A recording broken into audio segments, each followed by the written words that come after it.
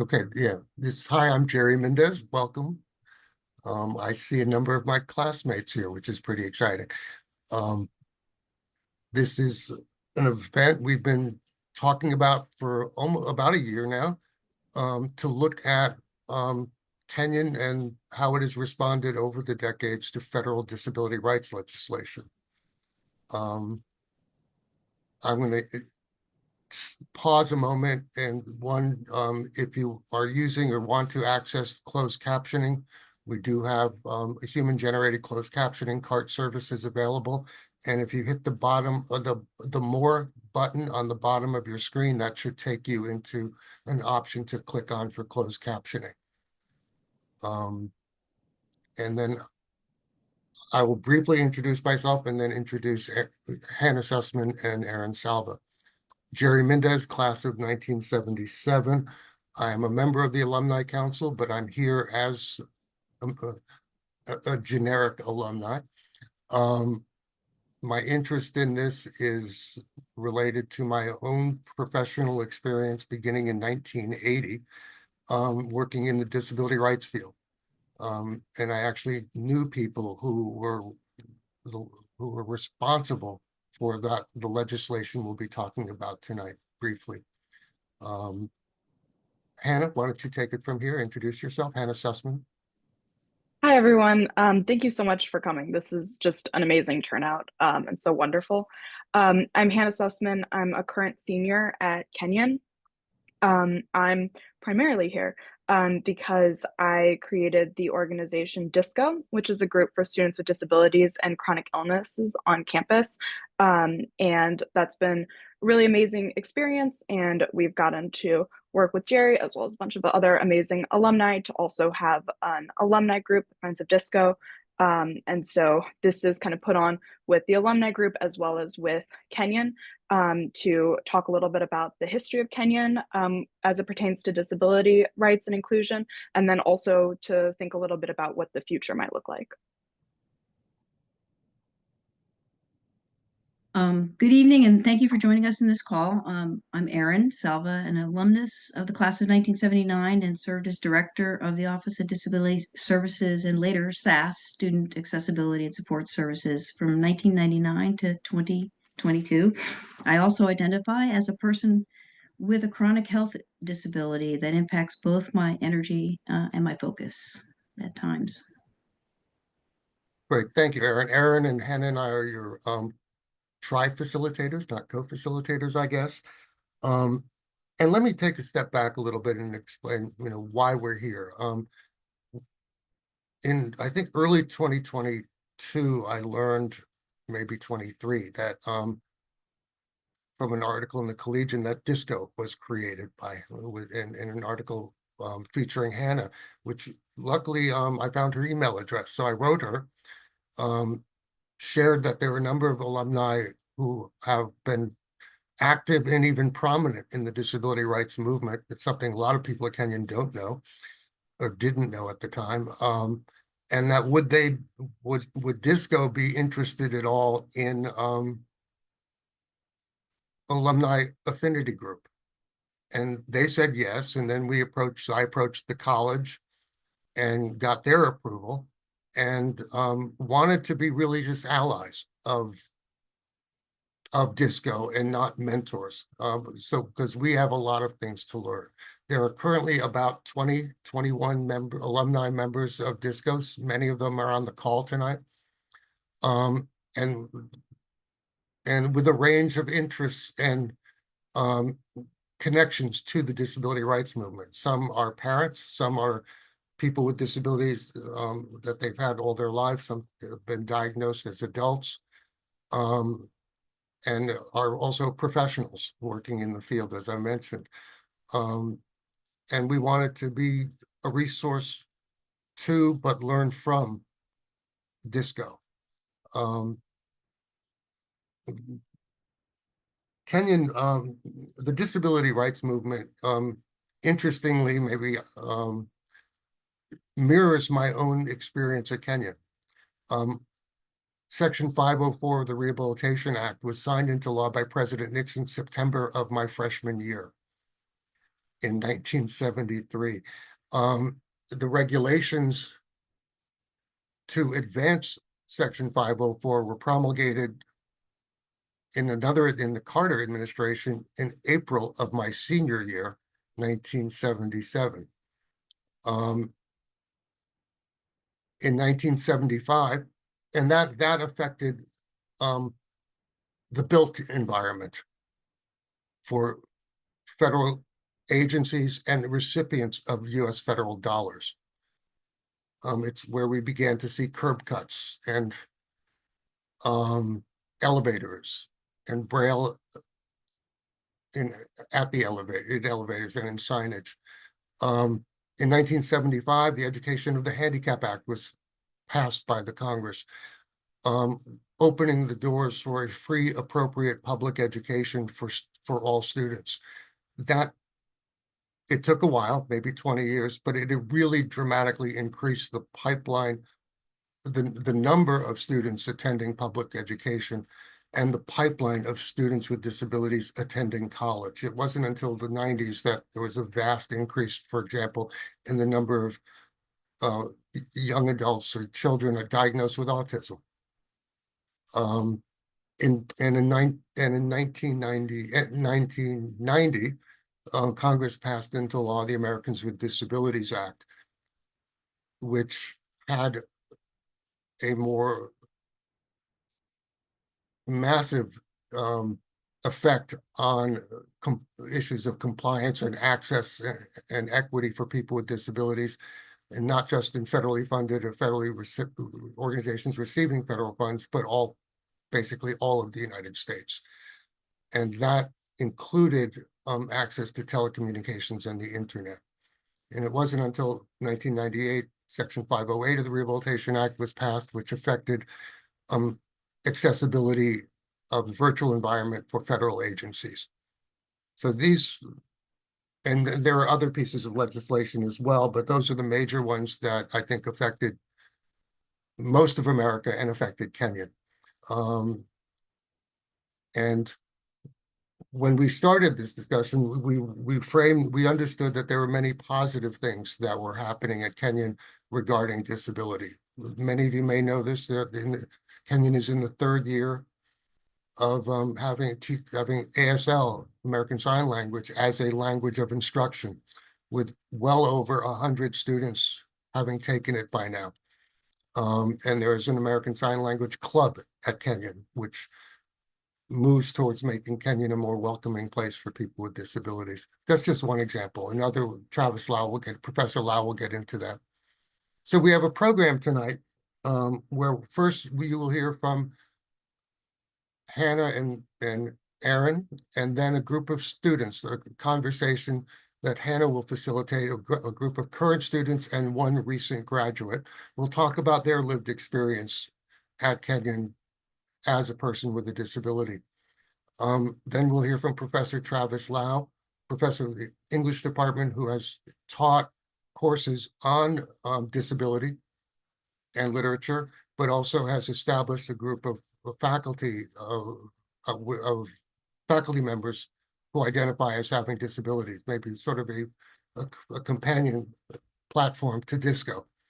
Then we'll hear from the administration, Samantha Hughes and Ruth Ann Daniel Hartez, the Title IX coordinator, Samantha and Ruth Ann, the current head of the SAS office that Aaron mentioned, and they will talk about and this Kenyon's work currently through a group that Samantha leads, which is the Accessibility Working Group. One of the things that I think I wanted to share with everyone is that in many discussions that Hannah and I have had over the last months, we have come to the realization that we have a shared understanding of our purpose and our approach to advocacy and disability rights. And that is that we want to make Kenyon even more welcoming for students, faculty, visitors, staff with disabilities, that we have a non-adversarial approach to advocacy. We are part of a community that we want to work with the administration, with the faculty, with students to make even better. And I'll leave it there and turn it over to Hannah.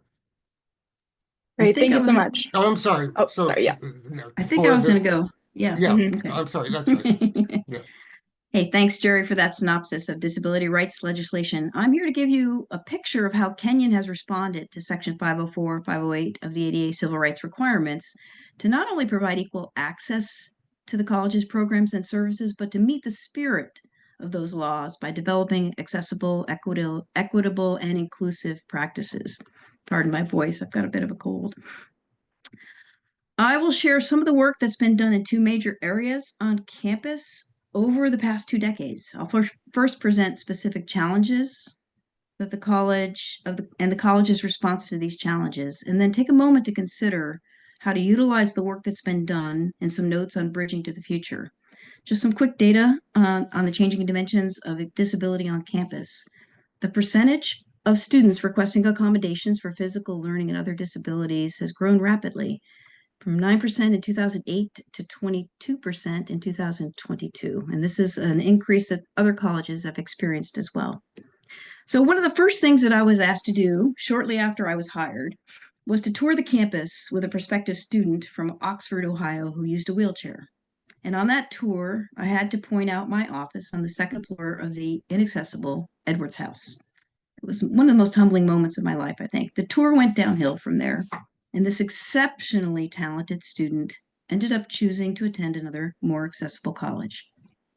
The built environment became an obvious priority during my time at Kenyon, and after a general assessment of college buildings, I found that of the 114 buildings on campus, there were only 15 that were minimally accessible.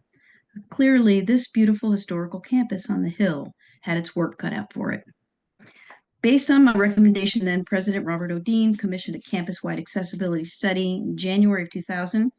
The study team, which included an architectural firm who had participated in some recent accessibility renovations on campus, submitted a final report in July of 2002 to the Accessibility Review Committee.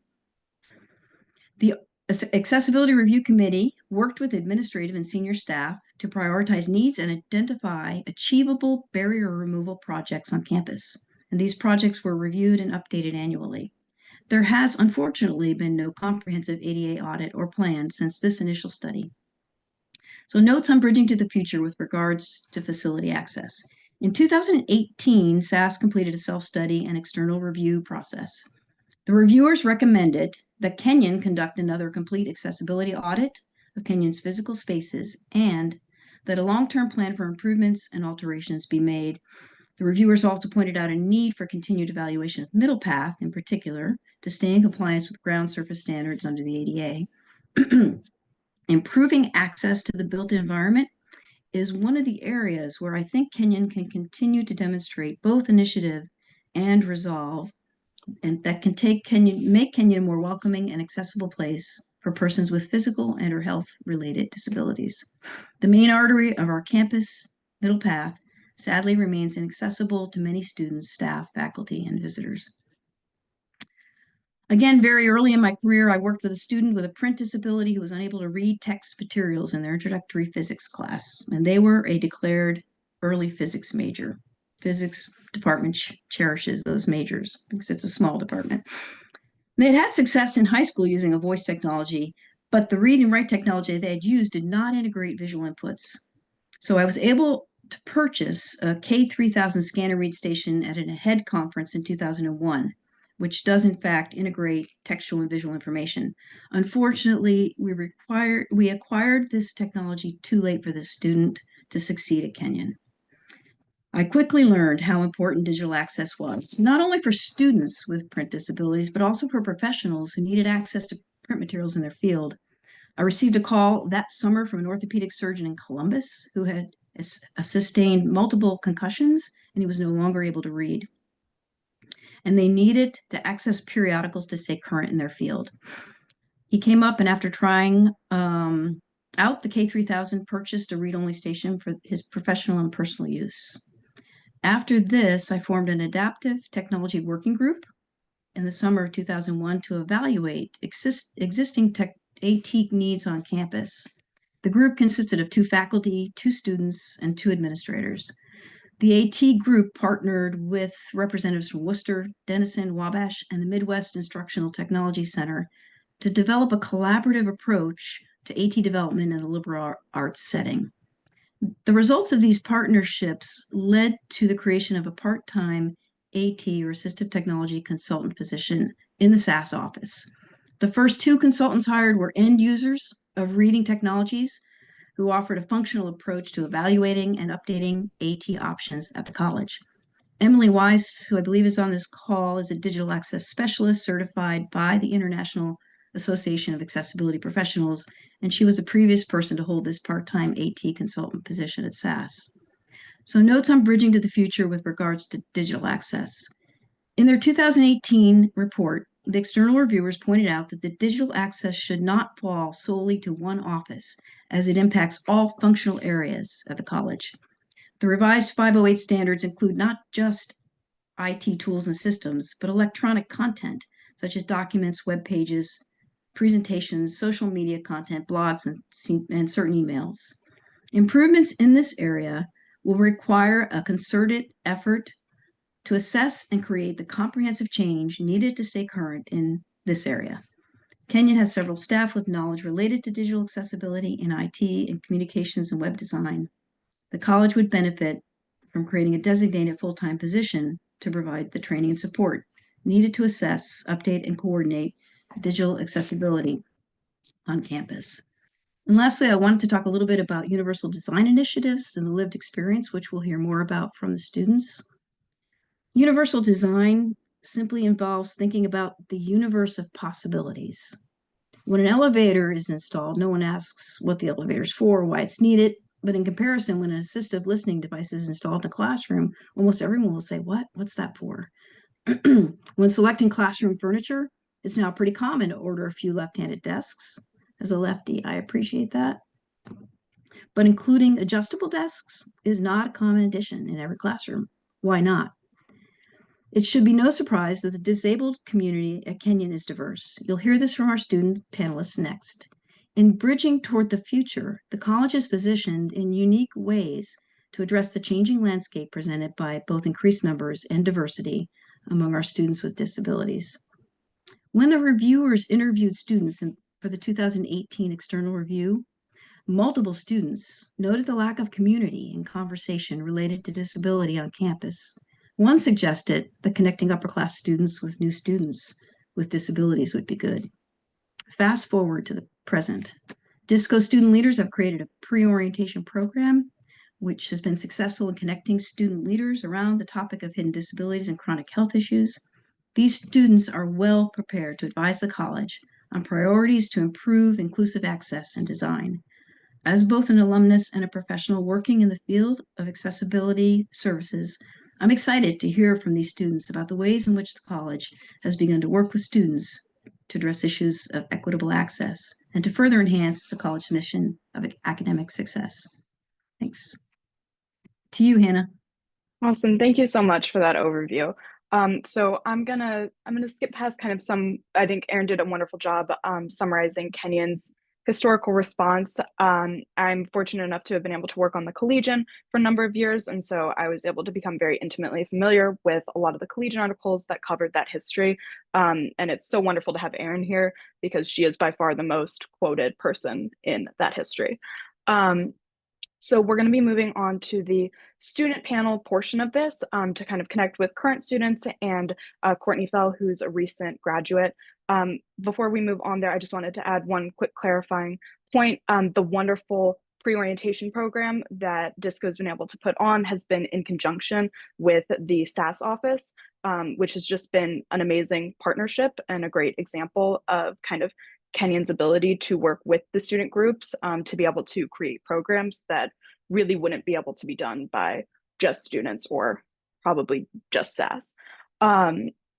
So a little bit about me for our student panel portion.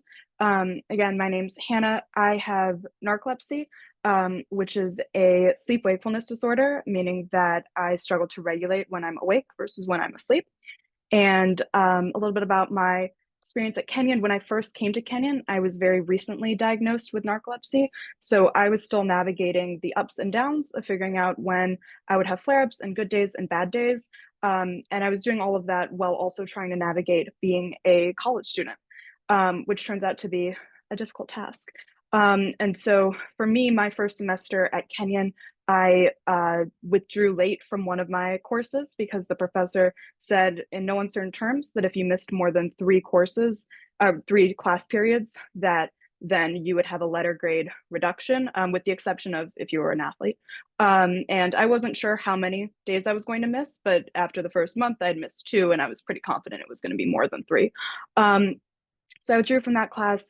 Later in my first semester, I had parked my car down by the athletic center, and I was starting to have a narcolepsy flare up, which meant that I was getting very tired, and I usually have like a 10-minute period.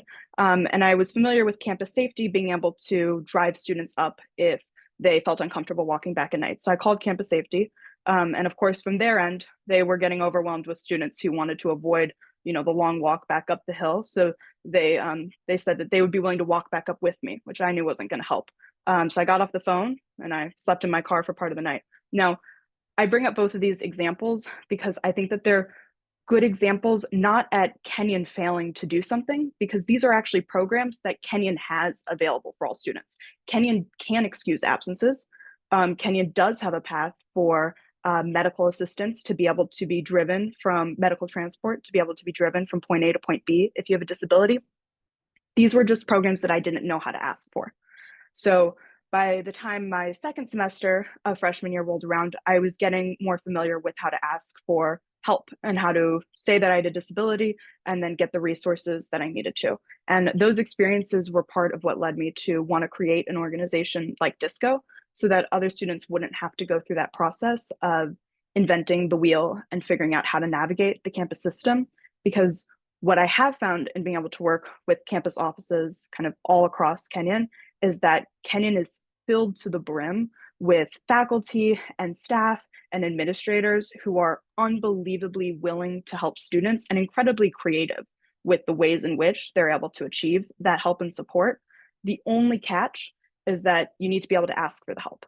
And so part of DISCO is being able to share those resources with students and kind of hoping that by having an organization available on campus, students can get one step closer to being able to access those institutional resources and being able to kind of make those creative changes with others.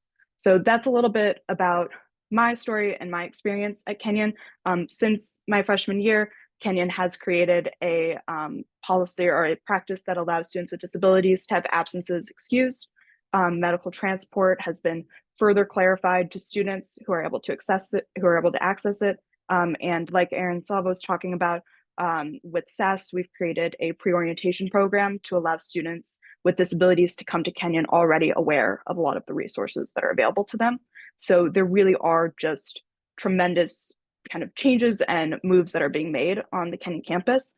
And I'm going to pass it off to Xander, who has been a member of DISCO since its very founding, and is absolutely wonderful and going to be the future DISCO president as well, or co-president as well.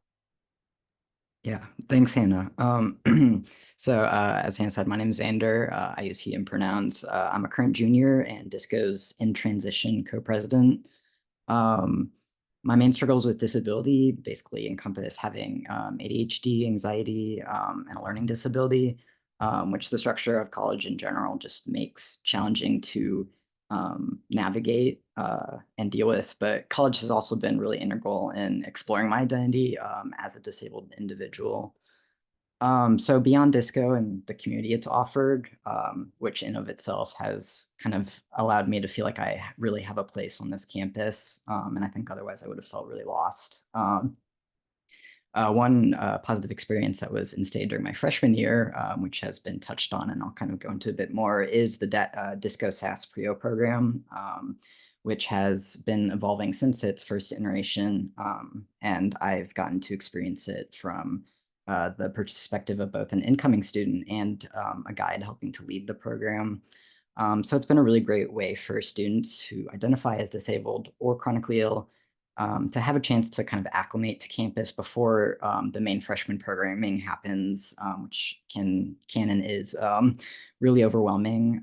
And it helps students to learn more about SAS, to ask questions to both the students and staff on how to navigate Kenyon with a disability.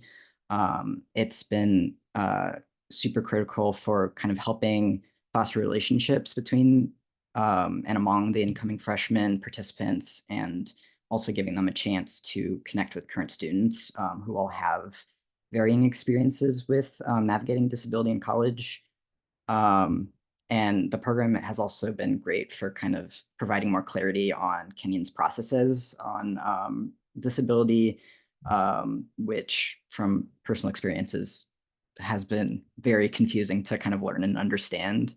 But when I was an incoming freshman experiencing this program, it gave me the grace of experiencing the campus and its resources in a less overwhelming setting, to take things at my own pace, and to connect with other students with disabilities, who I would rely on a lot throughout my first year, whenever I had like questions and concerns. This year, we got a chance to speak to regular orientation leaders about disability, and that was a great way to bring attention to how overwhelming the orientation is for first years. And kind of using that as an example, I think more instances of bringing disability into the conversation from the get-go is a great way to bring awareness and avoid oversights concerning disability or accessibility. But of course, Kenyon always has room to grow, and an experience myself and many other students I've heard from over the years have had at Kenyon is disability gaslighting, or like the experience of being made to feel as though one's experience with disability isn't real or valid. And what this is, whether it's been through interactions with faculty, fellow peers, or various offices at Kenyon. So from personal experience, I've dealt with feeling like I have to repeatedly prove that my disability and experiences are authentic beyond merely providing documentation in order to access necessary accommodations or support. So given how my disabilities kind of pose a lot of challenges already, that adds on a lot of unwarranted frustration and anxiety. So I think many areas at Kenyon would benefit from having a greater willingness to listen and understand the experiences of its disabled students and their needs, rather than assuming and doubting, because having to prove your own validity repeatedly is pretty tiring. But even though there are a lot of avenues Kenyon can improve upon with regard to disability and accessibility compared to other colleges, I'm pretty proud of the steps Kenyon has made to make itself more accessible. And I've found a lot of support here from my peers and professors and other staff, even when sometimes I've had to struggle to obtain it. So thank you.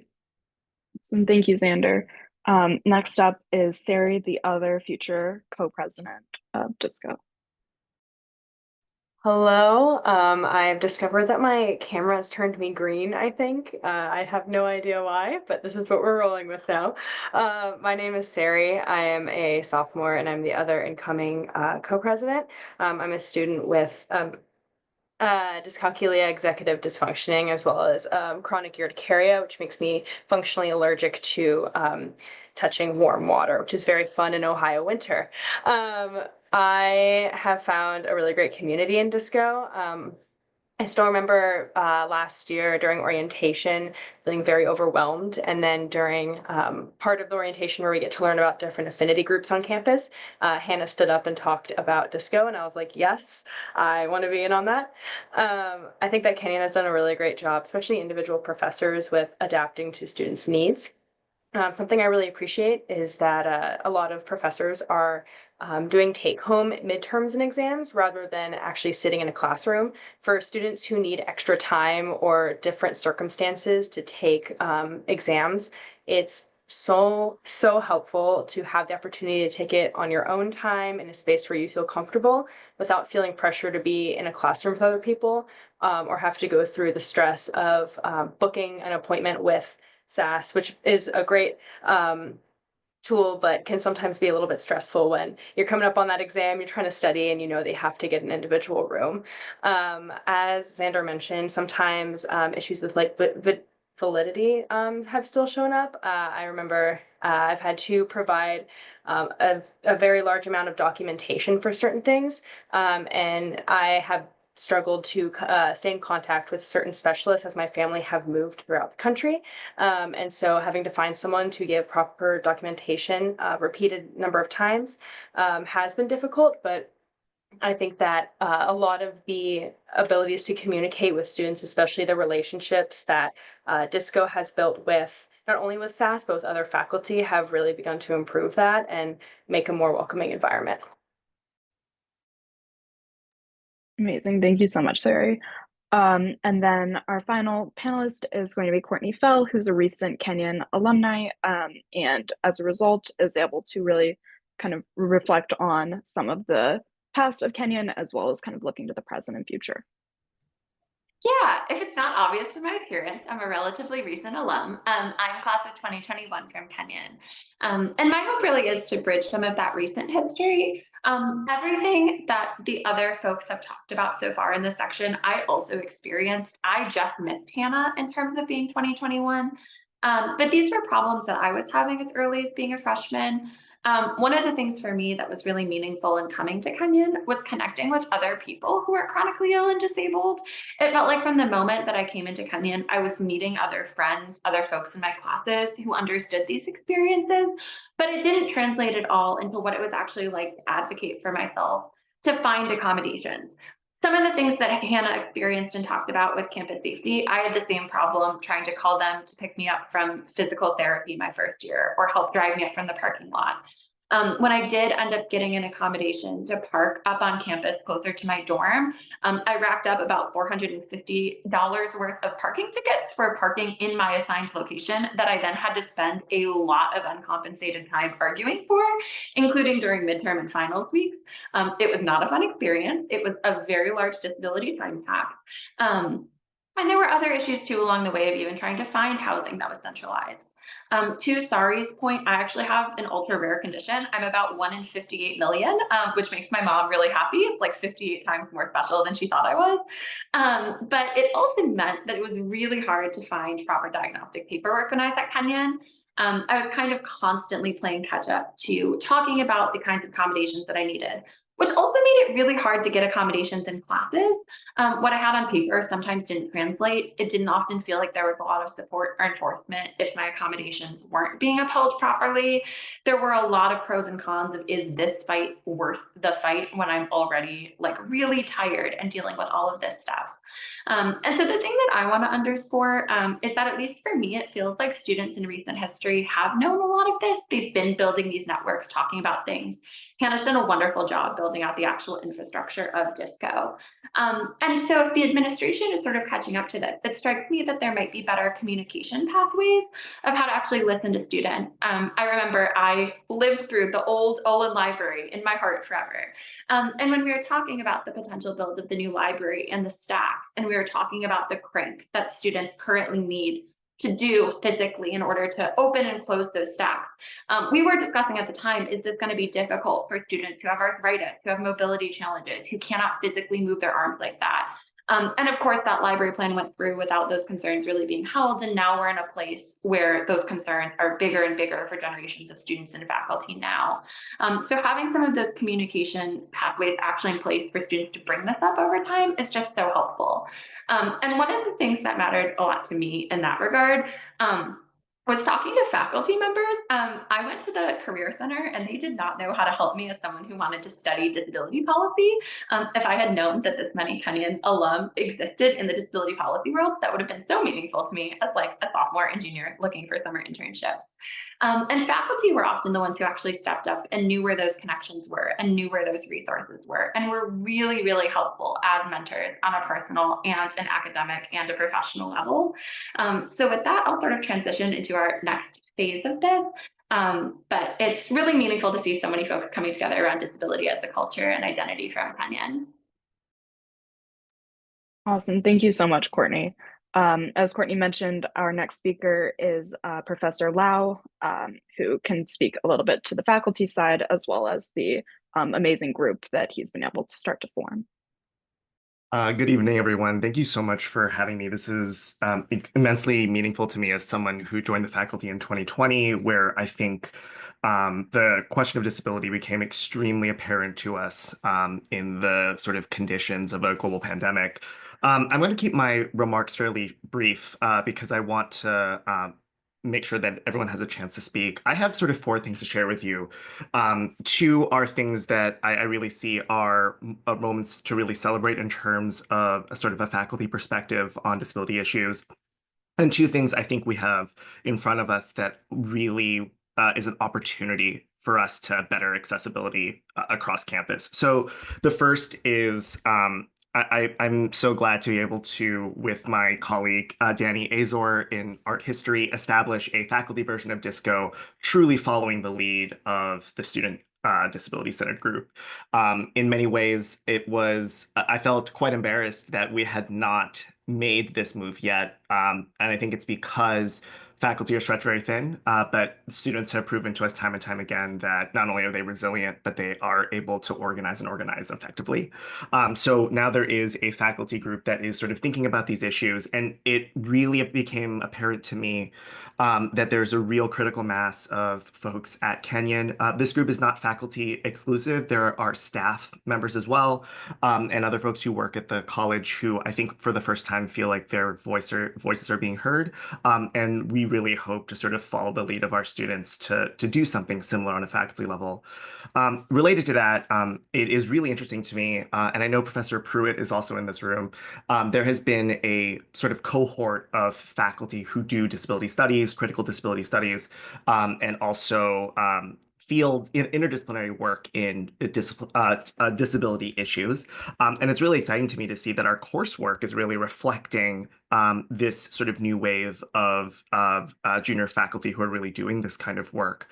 And I think my hope, fingers crossed, is that we can have greater visibility and maybe a concentration or a smaller program that can, one, address a real student need, because enough students have said to me that they've wanted this, that I really think it's worth pursuing and investing in.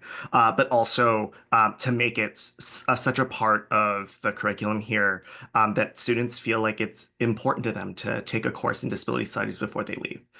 In terms of the two things that are of great importance to me, at least in terms of the greater agenda of things from the faculty perspective, I think there's still, I think, across campus, a real need to think about disabled faculty and staff as people who in fact exist.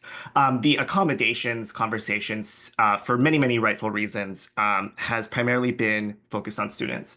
And half the time, I think there is an assumption that disabled faculty and staff don't exist partially because the presumption is if you can get a job here, you should be able to quote unquote manage your conditions.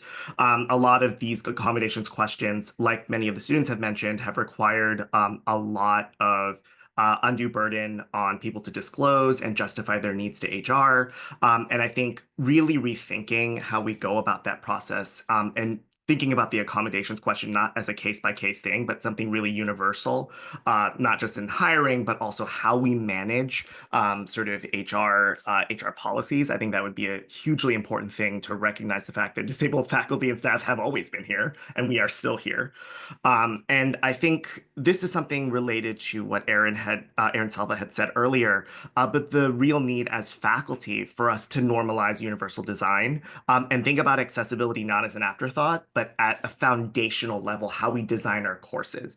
And I think this is something that we all need to do better about in terms of educating ourselves and updating our pedagogy to reflect the contributions of disabled faculty and students who have been teaching us how to do this stuff.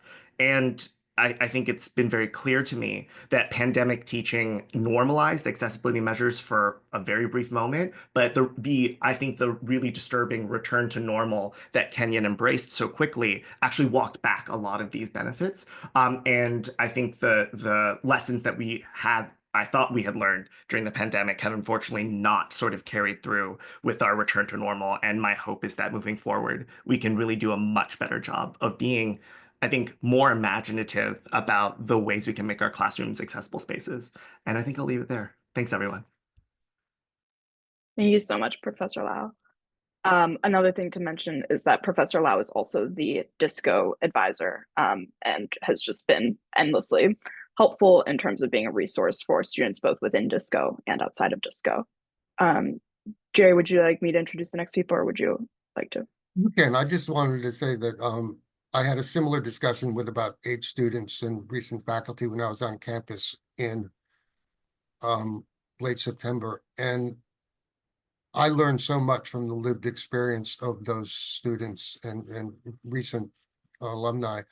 And tonight, I hope you shared that, people on the call, how much we've learned from Hannah, her colleagues, and from Professor Lau, to sort of pull the curtain back a bit about where our starting point is. And Hannah, back to you. Thank you. Thank you. So I want to hand it off to Samantha Hughes and Ruth Ann, who are both able to speak a little bit towards kind of where Kenyon is right now, as well as some future directions that Kenyon is moving in. Thank you, Hannah. Yes, I'm Samantha Hughes. I use she, her pronouns, and I'm the college's Civil Rights and Title IX coordinator. I came to Kenyon in 1997, so I've been here for a very long time. This is, I think, my 5th job. So I have seen the growth. I remember working with Jane Martindale and interviewing Aaron Salva and how much the college has changed, although it's never as fast as we would like. I'm aware of the time. I am going to share my screen and have some visuals to try to help guide the conversation. But I want to make sure that we leave room for questions as well. Hold on one second. Because let me try this again. There it is. Okay, you should see a purple screen that says accessibility. Okay, excellent. So in 2022-23 academic year, former President Sean Decatur asked me to convene a working group to look at accessibility at Kenyon. This is a project he actually wanted and we were beginning to talk about before the pandemic. And then hello, COVID. So that kind of stalled a whole lot of things. So in 22-23, this group was convened. Then acting president Jeff Bowman issued the charge. These were the folks who were a part of the group at that time. You'll notice the second name, Lawrence Blake. He was an interim person. There's now, and Jason Snyder is on this call, who works in the same office with Joe Goldberger, who's an architect. She is, I don't know exactly, director, I think, of design and construction. And so she is a part of our access group as well. And having an architect on staff is very helpful. Patty Burns, Aaron worked with Patty. Ruth Ann works closely with Patty to make sure that all of our web information is compliant and up to date and really helps in that space. Ruth Ann was part of that group.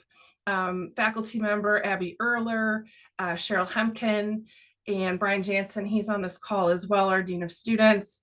Chris Kennerly, our Dean for Diversity, Equity, and Inclusion, and his colleague, Lynn Hampton, is on this call tonight, and Mary Spence, who is now an associate, at the time assistant, but director of HR. So that was our group. This was the charge we were issued. Refine a statement drafted by Campus Senate. This was work that was started before the pandemic, and I'll show you our final project or our final language in the next slide. We were asked to define and recommend goals and priorities, and present this information to senior staff. Develop and recommend an action plan with strategies, right? So that things, we can measure our progress and make recommendations how we Kenyon will continue to monitor the implementation and assess the progress. So the revised Campus Senate actually takes you to the webpage. And I will read this. I'm not sure how big it is on your screen, but our commitment. Kenyon strives to be an accessible campus where students, employees, alumni, and visitors can fully participate. We work to understand the needs of our community, implement strategies to improve access for all, and continuously evaluate our progress. Our guiding principles: equitable access provides the opportunity for full participation and fosters a sense of belonging. Full participation from all members enriches our community. The work of creating accessibility is a perpetual process, right? We all know this. This is never, our work is never done. We'll always improve upon. The rest of this page shows other resources broken out by the different campus constituents, right? For our students, for our workplace, physical environment, and then digital accessibility. A lot of the information under digital accessibility was created, I think during Erin's time with Emily Wise, who still works at the college in the campus events office. She has been an incredible resource. Certainly for me, she's a part of our access group. I'm going to go back to the slide. Okay, so getting to the goals. Our first goal was that we identified is to shift the campus culture so that the campus, all constituents automatically consider and incorporate universal design principles, right? So again, we are reaching for the sky here. So we want to shift campus culture. And a lot of these things have been mentioned, whether it is in course design, planning an event, whether it's a social event or a party, what is the location? What is the mode of the presentation? How will advertisements be issued, right? Is there alt text added? There's a whole lot to sort of consider here, but as we educate the community, we want as many, if not all of those elements and more to be considered by the campus. 2, we want to centralize the approach to accessibility. So this next is, I am certainly not a graphic designer, and you are going to see that on this next slide, but I am a visual learner. So the goal here is because accessibility is something that belongs to all of us. The idea is that the Civil Rights Office, which is the office that I lead, Title VI, Title VII, Title IX, ADA Section 504 falls underneath my office in terms of education, making sure that the college and the community is aware, right, that we need to comply with these things, that we have policies in place that we need to follow, that we provide, again, education about those things, and that my office is tasked with compliance and review. If there's an issue or a concern, whether it is accommodations were not granted and a person is like, no, I need them, they would come to my office. Or if accommodations are granted, they're not being honored, that's when they would come to my office. But Ruth Ann works with students, HR works with faculty and staff, right? So that's the idea of trying to centralize and letting folks know that there is one place that's sort of watching over the whole, the whole, rather than just some individual pieces. The third goal that we identified is to require and provide relevant education to all constituents so they can easily incorporate universal design principles into their work. This is a huge lift, as you can imagine.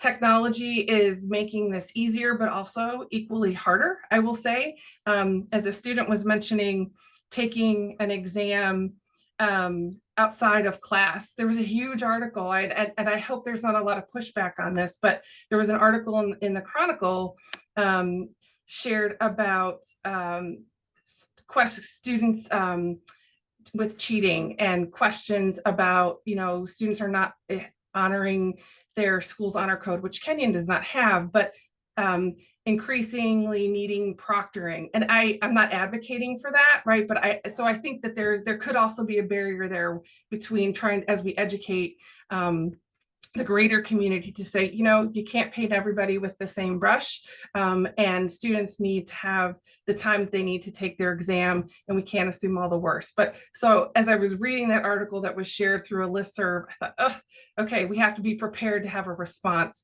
should this be an issue. Priorities, it's again, all of the things I think identified that Erin talked about back when Rob O'Dean was here through her self-audit. It's our facilities, it's our digital platform, all of our programs and events, and certainly our academic policies and our pedagogy. Our action plan, this is just a screenshot of the spreadsheet that we created. I pulled from documents from AHEAD, which is a national organization that helps professionals do good work around accessibility issues.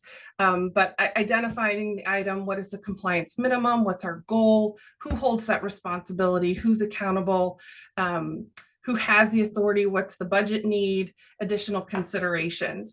So again, this is a working document that is maintained within my office. Monitoring and assessing progress. The Access Committee, so the Accessibility Working Group was something for that 22-23 year. And so Access was something started during Aaron Salva's time under SAS. And again, getting back to trying to have a more centralized approach. That Access Committee is now under the umbrella of my office, and membership includes myself, our Dean of Students, SAS, Design and Construction, the Center for Innovative Pedagogy, helping our faculty do what they do even better than they already do it, Human Resources, DISCO, Office for Diversity, Equity, and Inclusion, as well as Communications. So these are the folks who are here now. I can see this, changing over time as we need and respond to concerns, et cetera. Monitoring, at the end of each year, I will present to senior staff projects that we have completed, pending projects planned, as well as continuing needs. I mean, budget is always the number one question, certainly now, but I think there's a lot of work that we can do to move this work forward that does not cost a whole lot of money as well. So I'm going to turn it over to Ruth Ann to highlight again, so you can see the growth that has happened through the SAS office. So Ruth Ann, I will mute myself and you just tell me to advance when you're ready.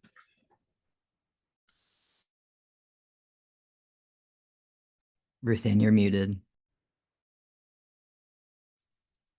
Yes, thank you, Xander. So anyway, I'm Ruth Ann Daniel Hartice. I'm the current Director of Student Accessibility and Support Services. I have been here since the spring of 2022. So we're going to take a short walk through what's been happening here in SAS on campus for students in general, accessibility. So for us, this particular journey starts in the spring of 22, where we brought Jay Dolmage to campus. Jay Dolmage is an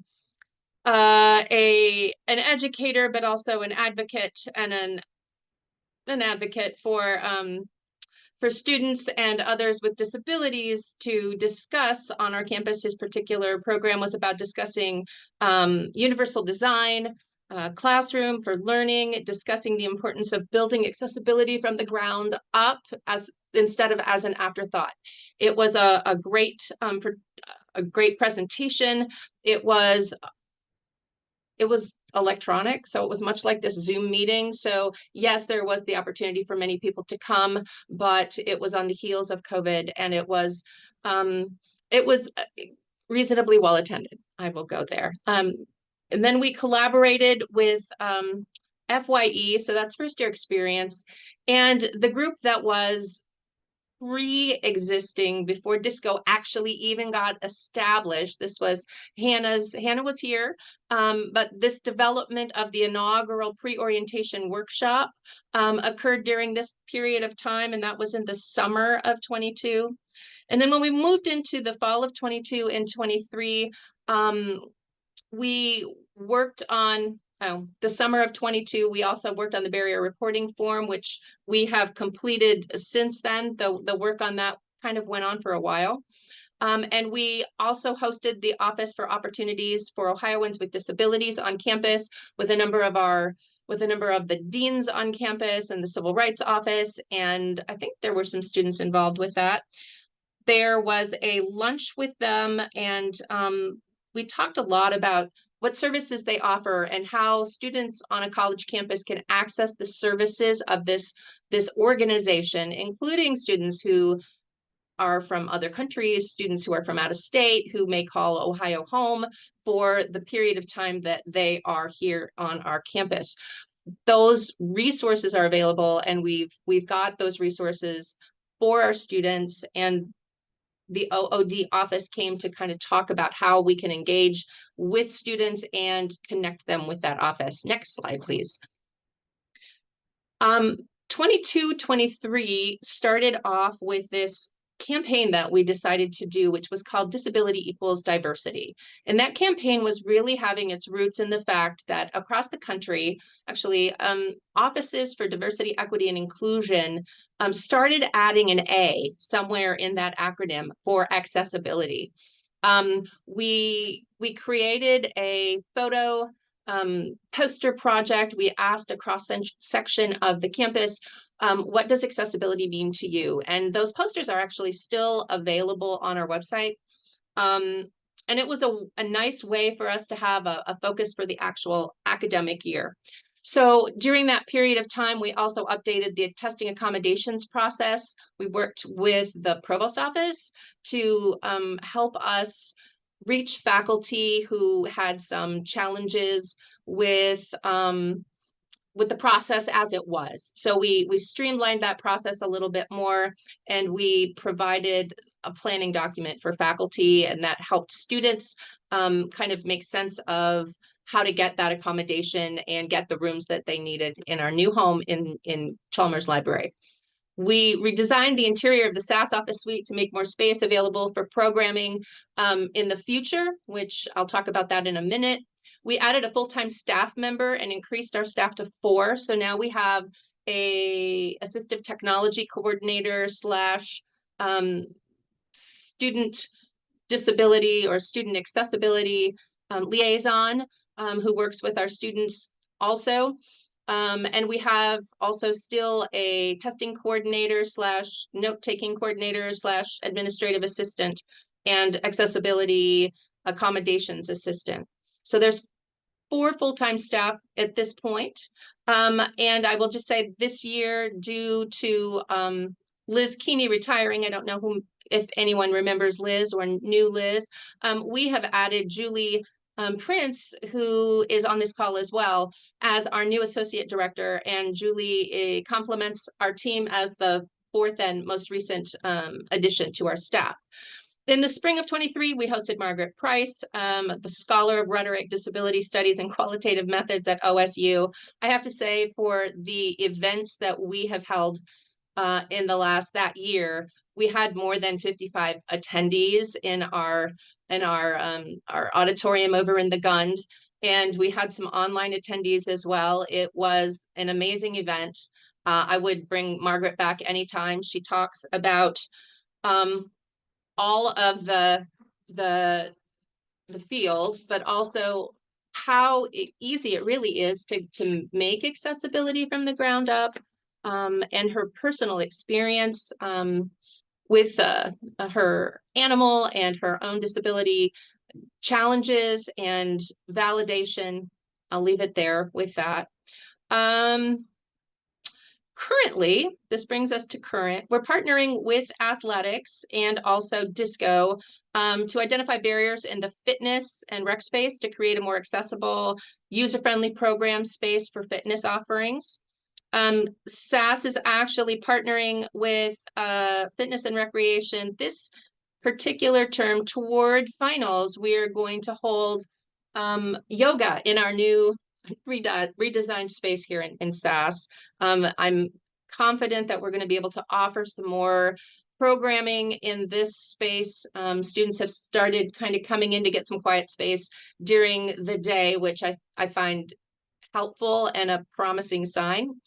And then we're working with established resources, including a program called Census Access and the Read and Write program, that integrate into Moodle to assist faculty and students both with creating in a more seamless way accessible documents. So I'm working behind the scenes with our analysts who work with these two programs to get the necessary plugins programmed in the back so that we can further that design element so faculty and students have a resource at their fingertips and something that they're actually already using. Those are the highlights of what we've done. Great. If just, I know we're over time, so if people would just raise their virtual hand if you have a question, and let us know who you want to and then go off mute. Diane Bronstein is the first hand I see, an actual hand, but Diane, go off mute and feel free to ask your question. Okay, just a minute, going there. Can you hear me? Yes. Okay, so Professor Lau mentioned that during COVID, there were certain accommodations made that then disappeared where people came back. Can somebody sort of just outline for me what some of those might have been? Professor Lau. I'm happy to answer those questions. So for example, one of the things that I do still to this day is offer a Zoom option for my students to attend my class, just period. So my Zoom is always on as long as my class is running. And this is something that requires little to no effort, but a lot of faculty have just chosen not to make that an option, and that physical attendance is absolutely either mandated or policed in some way. So this is a great example of where I think really small gestures can be done that can make the class infinitely more accessible.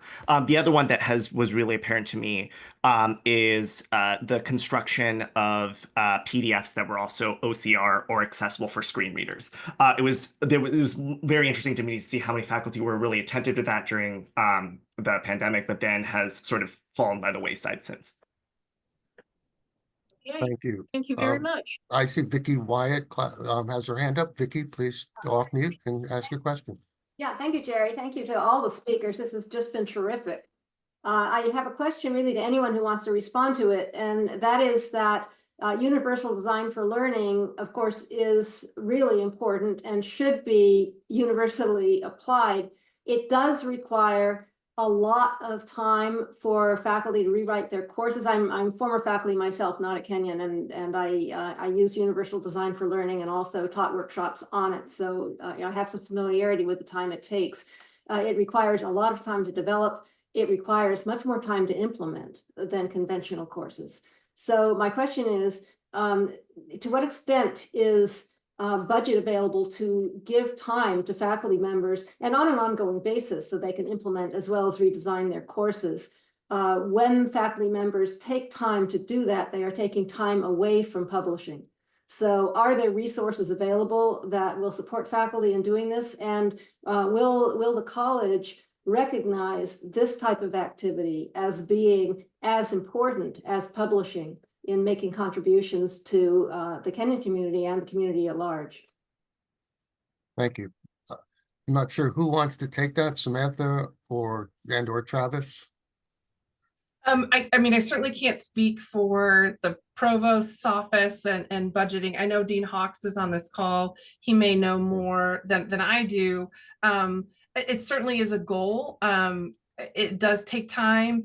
I think that there are certain elements that are considered when faculty bring a proposal for a new course, and how universal design considered to be a piece of that. The Center for Innovative Pedagogy, I know, offers course review and assistance in helping faculty make those adjustments, but would it replace publishing in terms of like tenure and promotion? That I cannot speak to. I can certainly find out the answer. Tom, I'm not sure if you have more to add to that.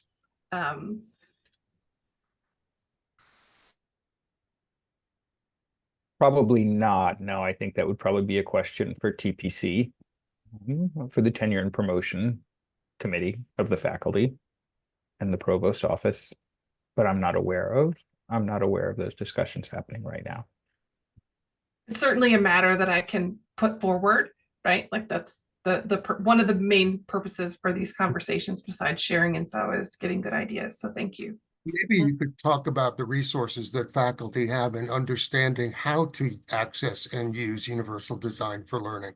Is there training for faculty? Is there expertise on campus or visiting campus? I think we've actually identified a major issue as to why this is not being more implemented across faculty. A lot of the sometimes unfortunate resistance to this stuff is because that education is not happening among faculty.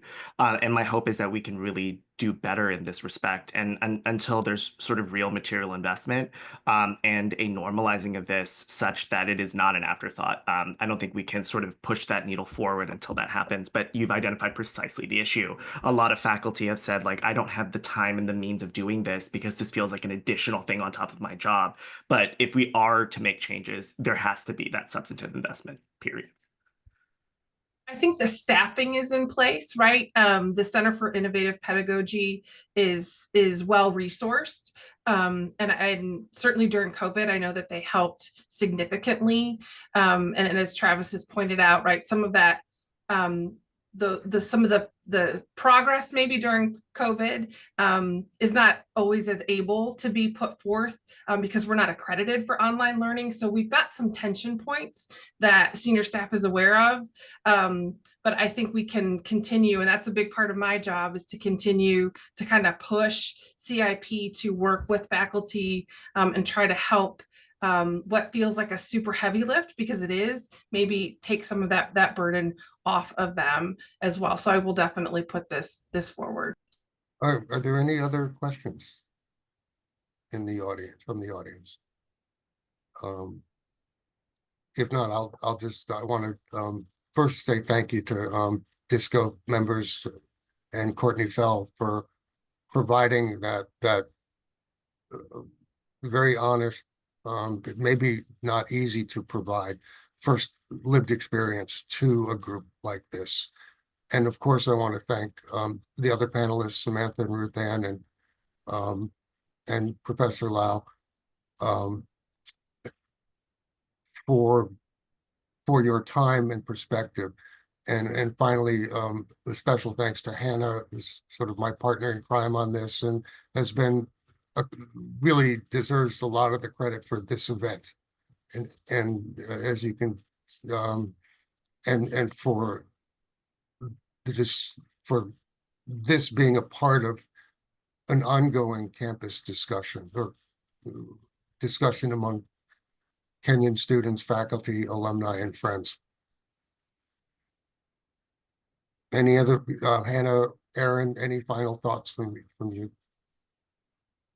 Thank you all so much for coming. I think every time that I'm just so struck by how much the Kenyon community cares, both in terms of faculty as well as alumni. And just knowing as a student, I think it's one of the times that I just feel just the most supported by the Kenyon community, to know that it's not just students supporting each other. It really is at every level and goes well beyond the scope of just the campus and the physical location.